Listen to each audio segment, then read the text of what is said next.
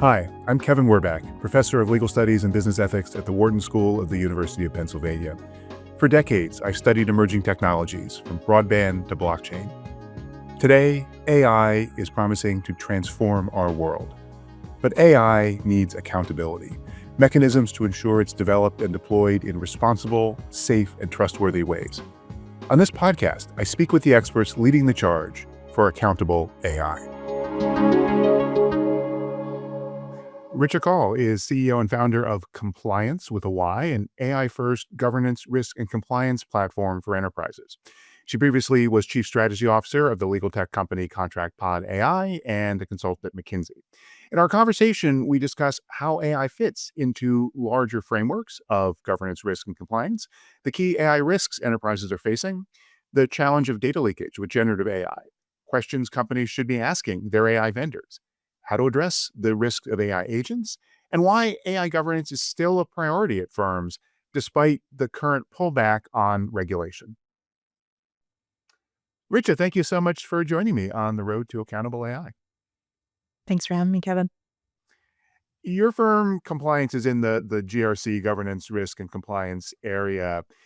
First, before we get to AI, what are the major issues that enterprises are dealing with broadly in that space? Great question.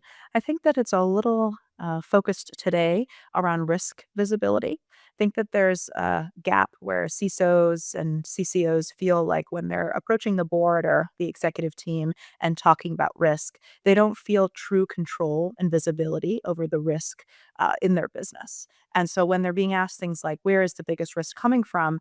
They are sharing, what they believe to be true, but they would like to have more control and confidence in some of the answers that they give.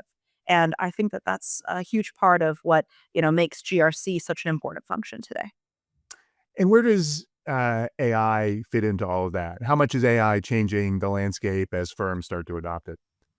Yeah, great question. So I feel like these two little letters AI have really changed the conversation, maybe more so than they necessarily should. So I think that when it comes to AI, I like to think about it from an internal perspective and an external perspective. And it's helpful to break it down in that way. Because from a GRC side of things, you're talking about governance, risk, and compliance. And that means AI that you're using internally, both potentially in your product as well as for internal functions. Then you have the piece kind of external AI, and that means like AI and the vendors that you're considering. And that's a whole other section, AI and governance and risk that comes into play. So maybe it's useful if you Mhm. agree to talk about both Sure. sides. So I think on the internal side, what we are seeing is that AI is changing the way that people work. And we all know this, but it's especially coming up when, we're talking about risk observability, because right now the risk landscape is increasing so quickly and so fast that it's impossible for humans to keep up, no matter how much headcount you can possibly add to a team. And AI creates essentially increased observability and therefore better risk visibility across the team. And whether that's internally built agents or through softwares, like that is one of the biggest changes in how people are working and how we're thinking about it.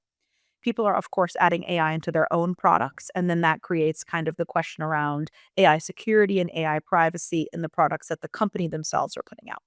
And that creates, things like ISO 42001 or NIST RMF and different standards that you now have to comply with on top of what you were already doing before.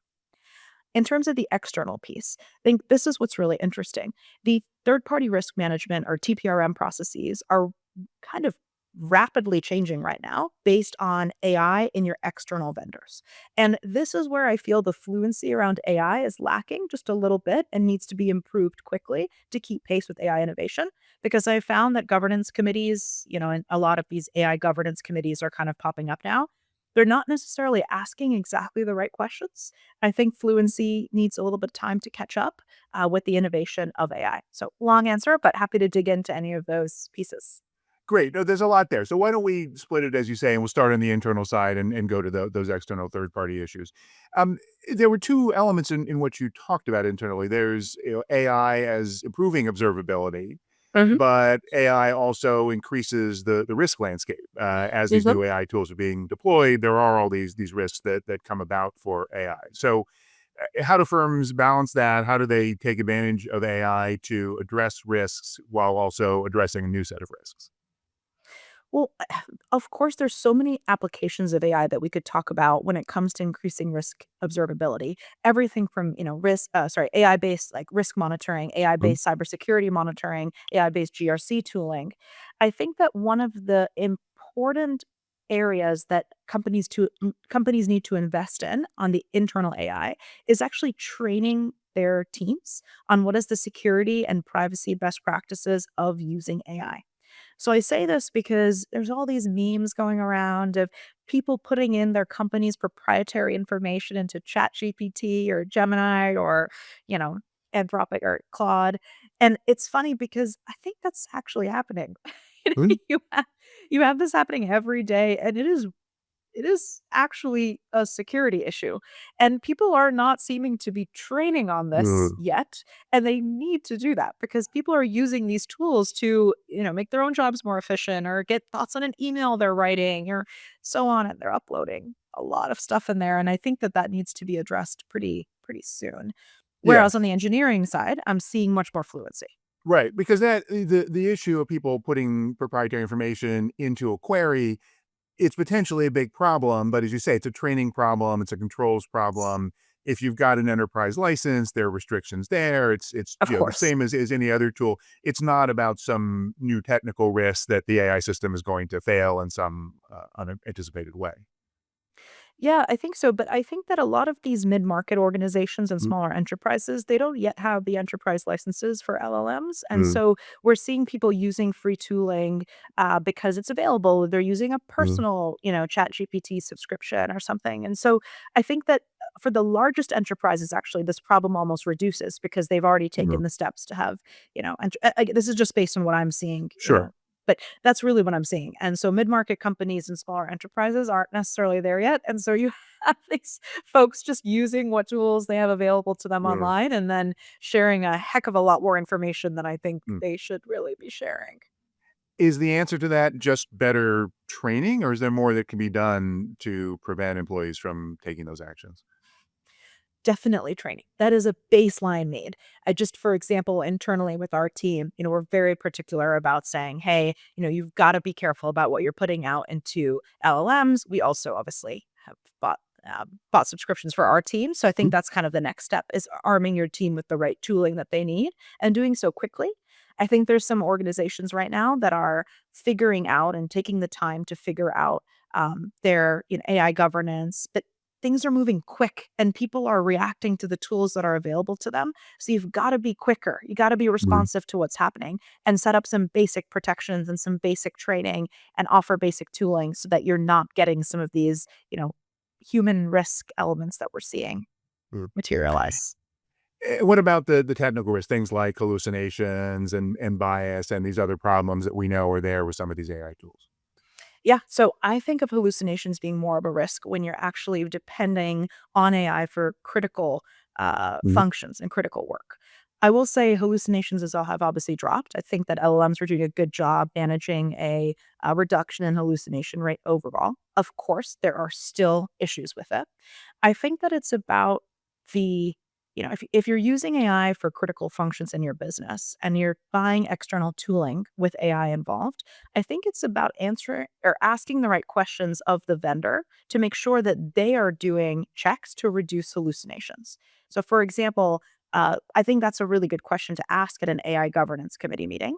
And for example, on our side, the way we answer that is around using domain training and domain expertise built into the agents, which actually significantly reduces hallucination, especially when paired with tighter context windows and tighter outputs as well. mm. So it's not so open-ended, and does that make sense, Kevin, how that helps to reduce the Yeah, absolutely. hallucination? Why don't we take a step back and unpack? Because I've been just asking you in general terms, but now you're Yeah. getting into the agents that you use for GRC. How does that work, and how are you able to do something like putting that domain training into the agents? Yeah. So we have a number of ways that we actually do that. One is through, actually putting a layer of our own proprietary knowledge base on top of the LLM, which basically allows this sea of content that our agents benefit from specific to our platform for our clients. Now, we do not use client data to create that proprietary knowledge base. We actually use a kind of number of sources on our side, including working with auditors to use their knowledge base and thinking about a very, targeted, domain trained set of information that we're getting from experts, which is awesome. I think that when it comes to, again, thinking about agents and how do you make them secure, how do you make them private, there's so much happening every day right now. And it's about the commitment of the company to stay on top of some of those changes and make sure that they're actually meeting the moment. And a lot of companies are, unfortunately, I think, have taken some shortcuts on that. And I think that it's hard to know what a shortcut is, but that's where we've got to see kind of improvements in these AI governance committees' fluency in what they ask their vendors about. Are the questions well defined enough? As you mentioned, there are things like the ISO 42001 standard, NIST AI risk management framework, and so forth. There are these toolkits out there. Is it just a matter of taking those best practices and applying them, or do we still have more work to go in terms of enterprises knowing what they should be asking? I think we still have some work to go. I mean, I know you can appreciate it. I think all consumers right now can appreciate it. The speed of AI innovation is happening faster than anything that we have seen. And even as a techie, it's hard to keep on Mhm. top of it. Yeah. So it's really hard if it's not your day job to be keeping on top of it and you're trying to do it, outside of audit prep and risk management and all these Mhm. other things that you have to do. And I do think that right now, there is a gap in the, fluency of AI governance committees in general and, w you know, and ISO 42001 and what Mhm. vendors are thinking about. But here's a couple things I think we Mhm. can say right off the bat. I think the first thing is that these AI governance committees really need to focus on where the data, that they are feeding to the LLM is going. I think Mhm. that's the first question. I think people are asking about it, but I First, think where it's that coming from, and then where it's going. first where it's coming from, then where it's going, Yes. absolutely. I mean, assuming that it's using their own data, which it should Mhm. be, to create a more context-specific Mhm. response, but, where it's going to is a really important question, and I think that folks kind of they ask the question, and then they don't and then it's kind of have happy ears on for the answer, and because they wanna use the tool, you don't wanna be a blocker, right? And so you wanna kind of believe that what the vendor is saying is right.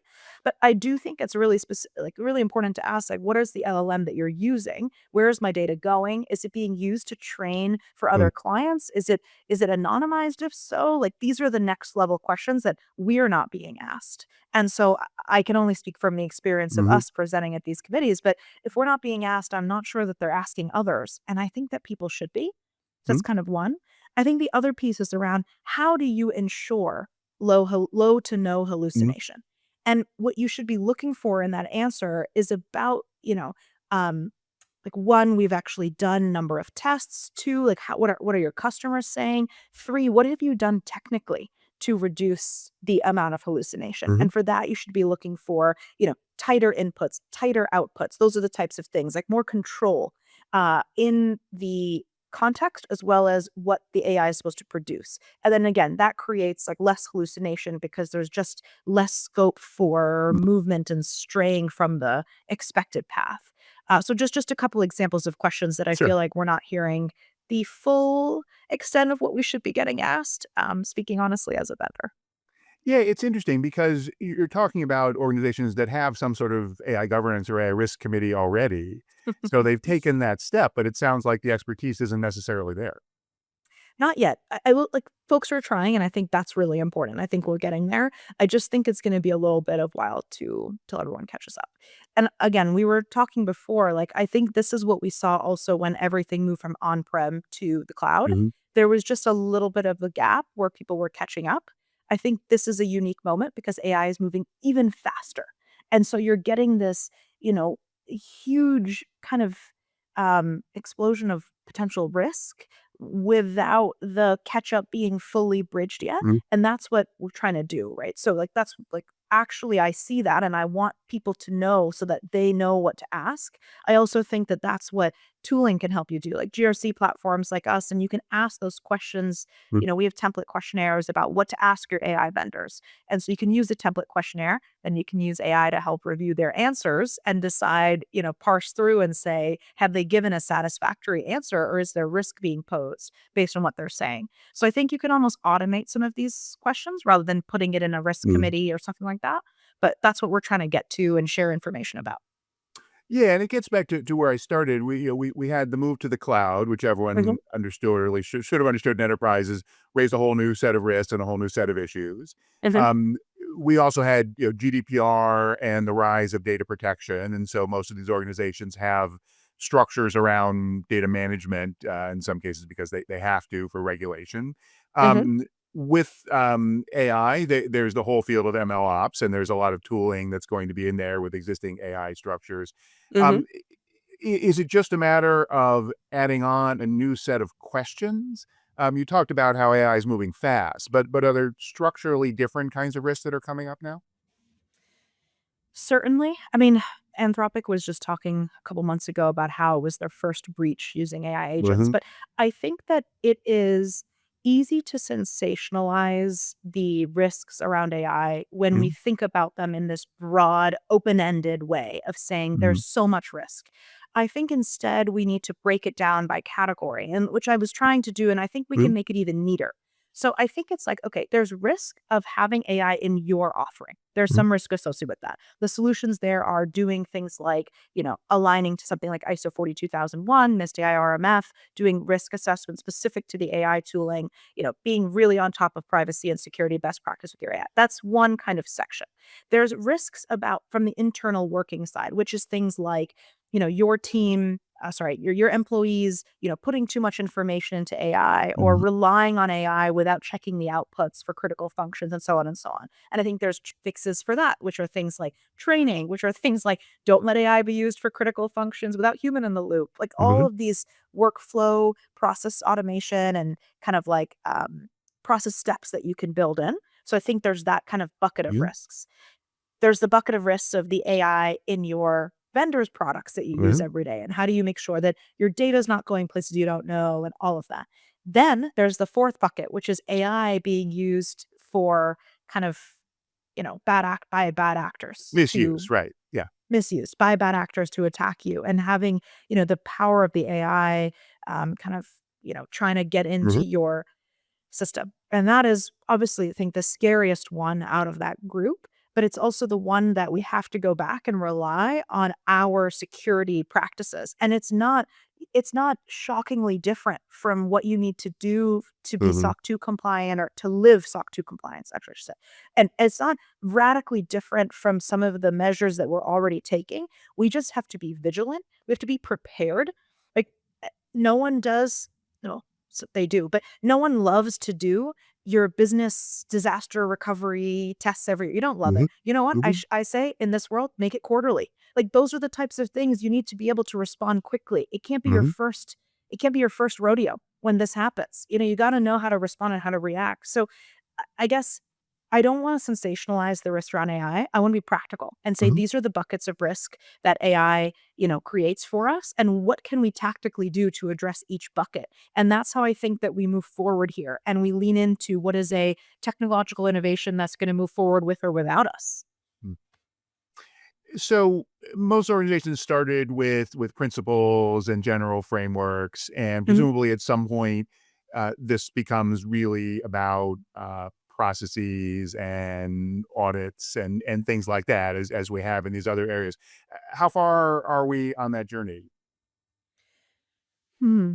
Good question. And obviously, I'm I asking think you that in the abstract in general, which there's no way to answer. But I guess I'm curious what you're finding with organizations where they're getting stuck along that trajectory. I think right now we're very early in the adoption curve, and so therefore we're earlier right now in the auditing curve related to AI.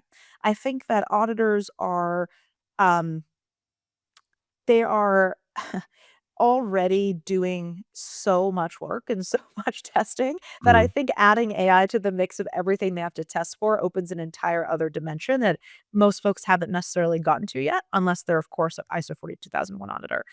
I think that we are just starting to have conversations with our enterprise clients saying, okay, how can I make sure that the AI is complete and accurate in the evidence review that, the Mhm. compliance software is doing for us? How can I make sure that these things are, looking at everything correctly, that they're actually following my criteria? So that's great. Like we're having that conversation internally with these GRC teams who are barely coming to us. I'd say less than 5% of clients so far coming to us and saying, Mhm. how can we now put checks on the AI? So I Mhm. think it's going to take 6 to 12 months before that 5% becomes closer to 50%. And in my experience, it's around then with that critical mass that auditors start to pick up on it too and bring it forward. So I think we have a little bit of time. We're honest with ourselves, Kevin. Right. Well, 6 to 12 months in the AI world is an eternity, but It is. It it's not is. that long in the real world. It is.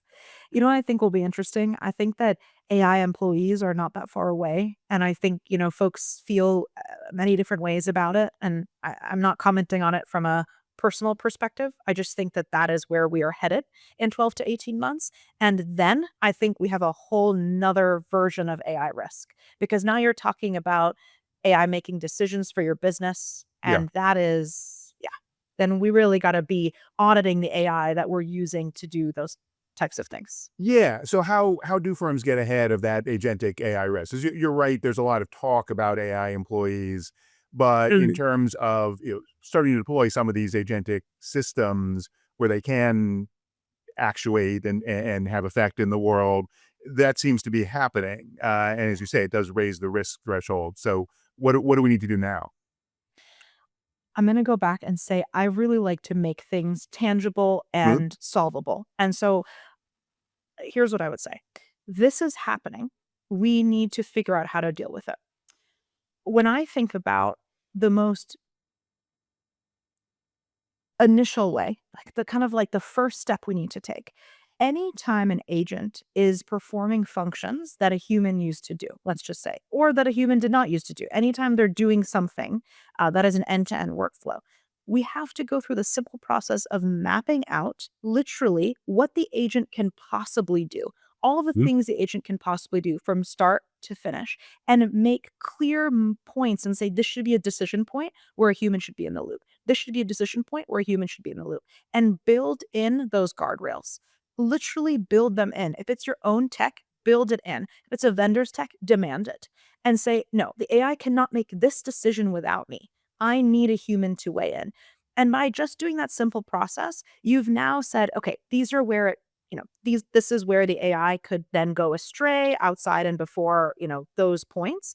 And if the vendor says, sorry, can't do it, or if your team can't build that human in the loop, at least you know where your highest risk is and you Mhm. can put eyes on it. Yeah, I mean, I know this sounds really, really basic, but I actually think it's going to help to reduce a significant amount of risk because people are not necessarily thinking about it like that today. Yeah. Well, and the phrase human in the loop gets thrown around a lot, but I find that, when I talk to students and when I talk to enterprises and executive education clients, it's often this kind of magical thing. Either you have a human in the loop or you don't. But as you're alluding to, what role the human plays, where it is that the humans are in the loop, it's actually a whole spectrum. You're exactly right. Human in the loop sometimes can mean that there's a human doing the task before or after, like picking up from the AI or handing off to the AI. And that's fine. But human in the loop should actually be about the key decision points that the Right. AI agent is making and making sure there's a human in the loop to sign off on those decisions before the AI actions the next step.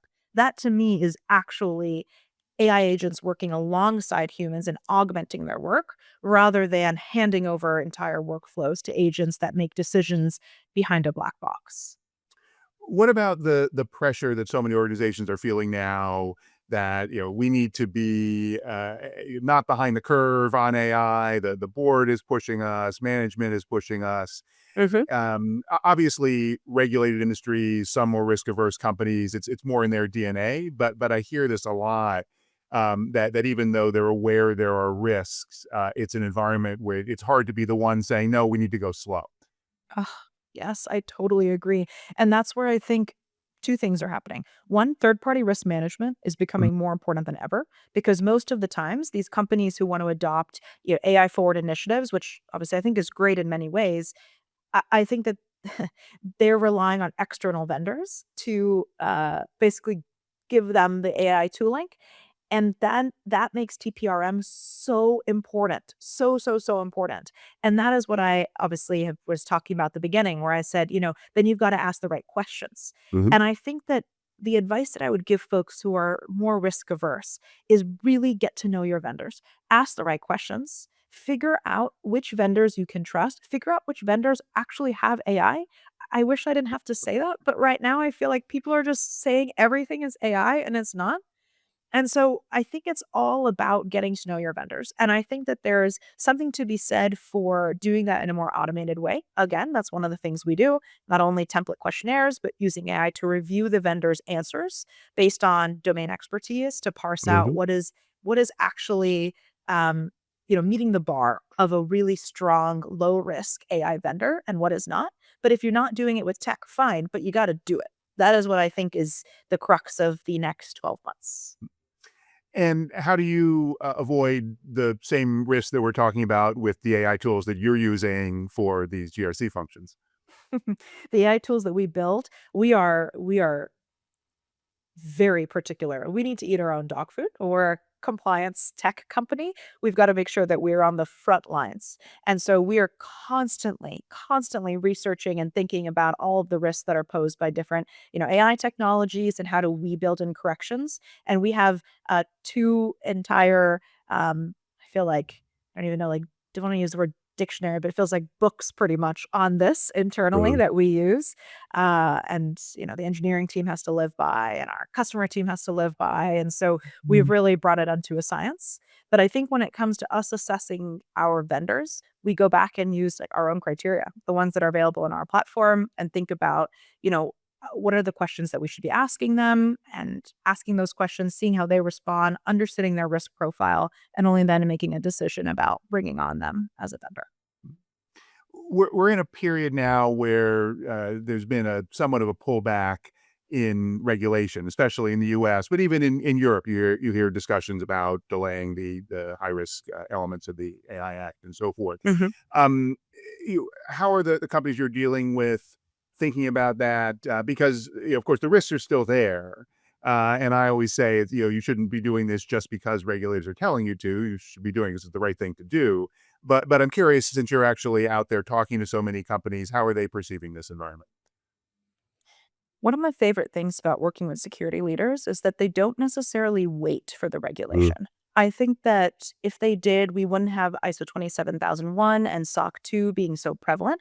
Obviously, FedRAMP, CMMC are federally mandated, but at the end of the day, a lot of the standards that security teams live by and look for are things that are actually market expectations set, not mhm, even federally regulated. And I think that actually makes for a really beautiful ecosystem in many ways because it's based on what people think of for their risk.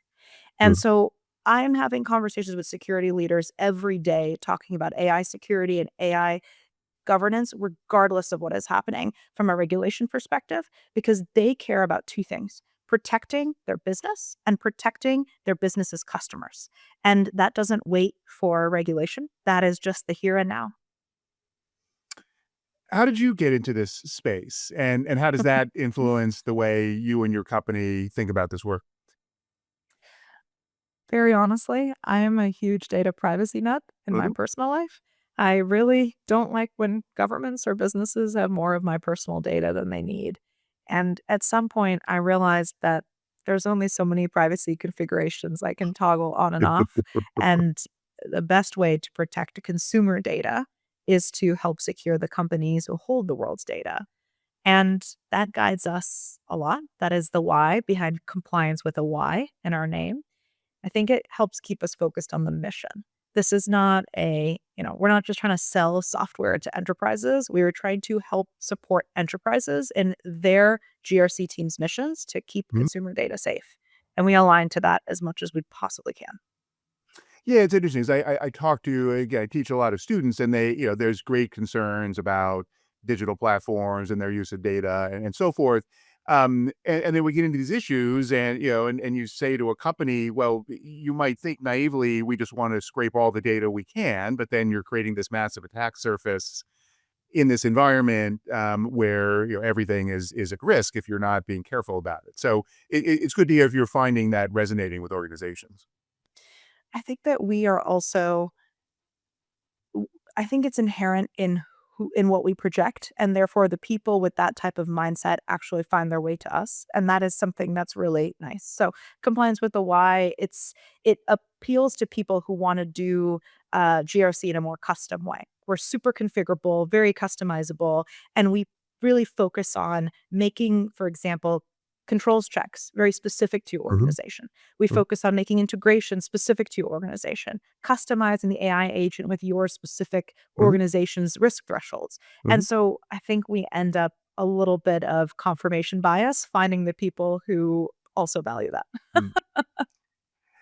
So last thing going forward, as you say, everything's moving very fast in this space. There are many vendors out there, both in GRC, more broadly, AI governance, different pieces of it, and so forth. How do you see this space evolving, and what do you think is going to differentiate the companies that are most successful? Yeah. I think that the space is evolving towards agentic AI being embedded in the platform. And I think that's harder than it sounds to actually implement because your infrastructure has to be AI native and be able to actually embed AI work. I think a lot of older legacy tooling, unfortunately, does have more AI wrappers or kind of add on Mhm. features. And the difficulty with that is that the impact the AI can make is actually limited when it is not well connected into the system. Also, frankly, there's a lot less control that the enterprise can have over the AI when it's kind of a slap on chatbot. It's a little counterintuitive, but it's just the difference between having AI embedded in the workflow where there's more control and customization versus kind of a add on. And so I think the winners right now will be folks who actually use AI to create real value. And I think that one of the enablers of that is the AI native abilities of the tech itself. Great, Richard. Thank you so much for this conversation. Thanks so much, Kevin. This has been The Road to Accountable AI. If you like what you're hearing, please give us a good review and check out my Substack for more insights on AI accountability. Thank you for listening. If you want to go deeper on AI governance, trust, and responsibility with me and other distinguished faculty of the world's top business school, sign up for the next cohort of Wharton's Strategies for Accountable AI online executive education program, featuring live interaction with faculty, expert interviews, and custom-designed asynchronous content. Join fellow business leaders to learn valuable skills you can put to work in your organization. Visit execed.wharton.upenn.edu/ACAI for full details. I hope to see you there.